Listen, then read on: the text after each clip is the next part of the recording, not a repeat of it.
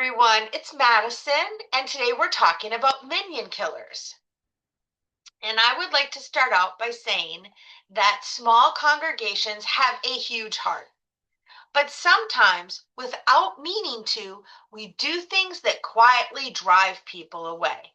And today, I want to name 5 habits that can kill a minion and what we can do instead. I have personally witnessed all these things. And so I want to tell you, as ridiculous as some seem, they all happen. The first one is relying on the same people every time.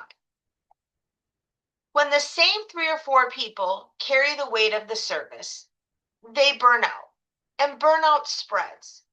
So we have to have some faith and share the responsibility, letting others know that the community needs them as well, not just the heroes that always show up. But how do you do that? Because you still need reliability. So one of the good examples I like to use is this. If I know that Sally has a yard site and I'm worried that I may not have a minion, I might ask her friend Tom and Sue to please attend the service. So Tom and Sue will attend, and that will help make the minion for her. And then we reverse it. When Tom or Sue needs a minion, we will ask Sally to participate. So these people are more engaged with the person who needs help, and so therefore they would feel psychologically that they are letting down their friend. And so those are the people you ask, the people who are already connected.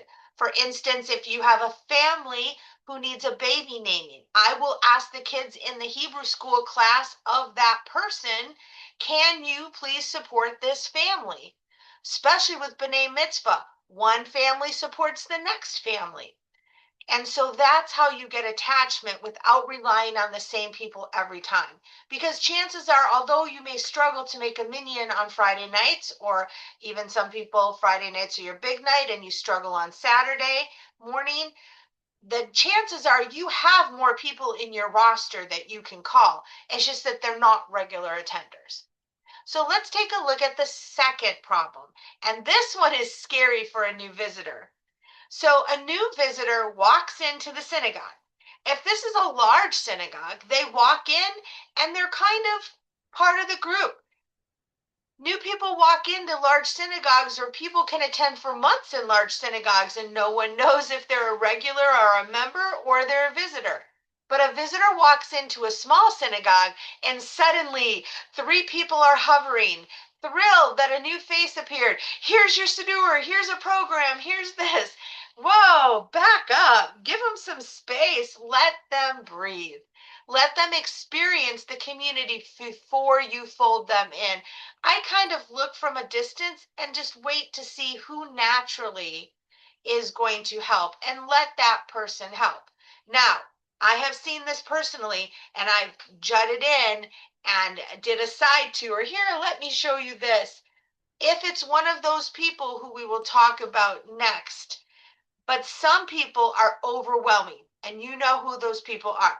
So if you see a new person come in, a visitor come in, and they're with an overwhelming person, please do your best to intervene. Because this is the honest truth. Sometimes a visitor is just a visitor.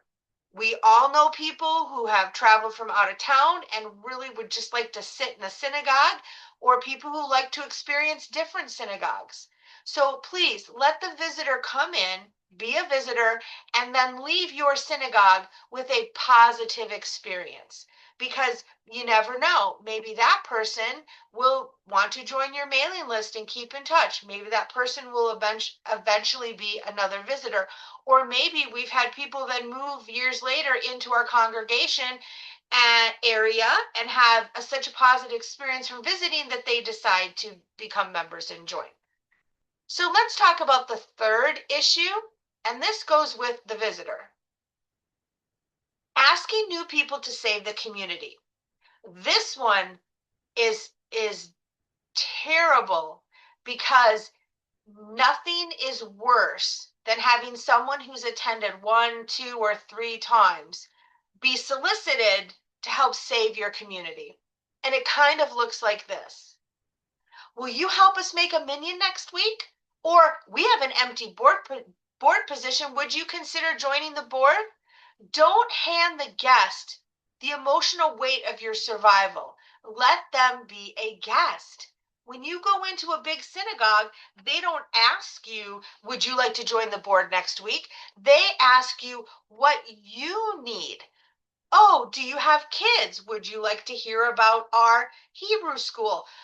Do you just want to sit? Are you visiting? Are you from the area? Are you new? Do you need to know the name of a dry cleaner? They just have little chit-chatty conversations and just let the people do what they want. So let them be a guest. They are not your solution. Maybe in the future they will be, but they are not your solution now. And I can personally tell you that I've had conversations with people who have been confronted that way and who have decided to join other synagogues. So that does happen. Let's talk about number 4, overselling what you can't provide. Okay, when people walk into your congregation, they know if you're a big synagogue or not. You may have a huge bookshelf full of sidurim and humashes, but they can tell once things get going or when it's 15 minutes before the service starts if this is going to be a big or small congregation. So you better not start promising things that you can't deliver. We always have a minyan. Don't say that because you don't always have a minyan probably. We have tons of programs. Okay, maybe not. Is it the tons of programs that you're fighting to get people to and it's the same 5 people at every program? Do you have tons of programs that work? So, or are these tons of programs in your mind that you are hoping to start if you can get new people? So visitors can see the truth and the overselling breaks the trust.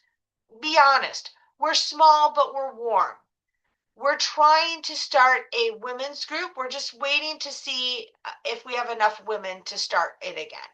Or we have a vibrant Hebrew school, but right now we don't have a men's club. Would you be interested in helping me start a men's club?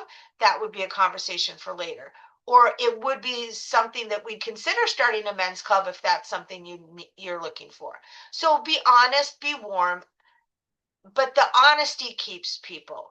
And the truth is you do not want someone attending your synagogue because you promised something that they can't deliver. That leaves them bitter and angry, and you do not want your congregation to be thought of as bitter and angry. Number 5, making the service feel like a burden instead of a blessing. Okay. This one, I can say sometimes I do, not on purpose, but I do start off my services and I say thank you to everyone in this room, but I have been known to slip up and say, we don't have a minyan, but I am so grateful to the 6 people in this room, and we are going to have the best service I can for 6 people in this room. I didn't need to say that. They know there's only 6 people in the room. They came out to have a service. I just need to thank them and leave it at that. Thank you. But we all do it. We just have to find a better way of doing it, to count heads, to worry about the numbers where our people don't feel it or our people don't see it. Because if the service feels like a connection with 6 people, they'll come back. If it doesn't feel like they connected, they're not going to come back. So prayer needs to feel like a gift. This service needs to feel like a release from their daily life. It's not a chore. This isn't something that they should do because they feel guilty. So that's something that even I am working on, making sure. I try to be transparent, but there's a line. Too much transparency is not great either. So small communities, they don't need perfection. They need honesty, they need warmth, and they need consistency. When we lead with those, people show up and stay. So we have to make sure that we're not doing the things that drive them away, but we're trying to be real and honest and show them that we care. And we're able to care and make a deeper connection faster because we are so small. So I would love to hear from you. What aspects of community life do you think need more honest conversation?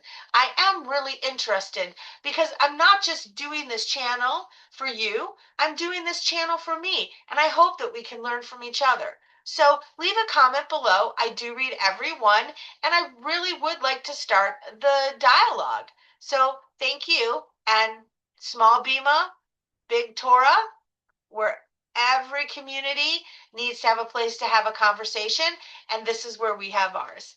Thank you.